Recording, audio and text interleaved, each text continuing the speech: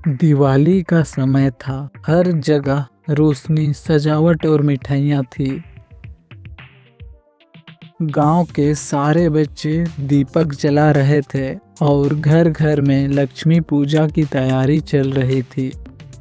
इसी गांव में एक छोटा लड़का रहता था जिसका नाम था अभिषेक। अभिषेक एक मसीही परिवार से आता था।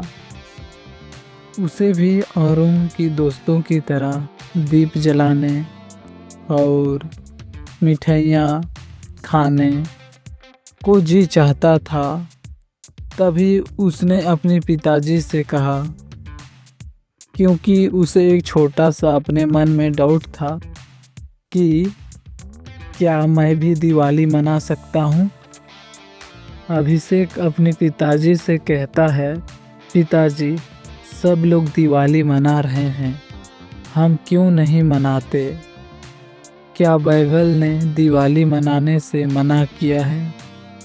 पिताजी मुस्कुराकर बोले, बेटा, दिवाली बुरा त्योहार नहीं है, पर उसका अर्थ मूर्ति पूजा से जुड़ा हुआ है जिसे हम कर नहीं सकते।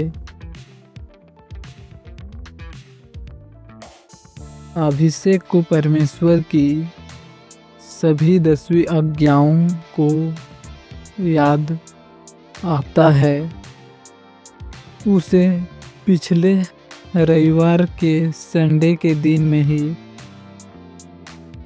परमेश्वर की 10वीं आज्ञाओं, पहली से 10वीं आज्ञाओं को सिखाया गया था, जिसमें दूसरी आज्ञा उसे पूरी तरीके से याद आता है और वह कहने लगता है कि स्पष्ट ही दूसरी आज्ञा में लिखा गया है।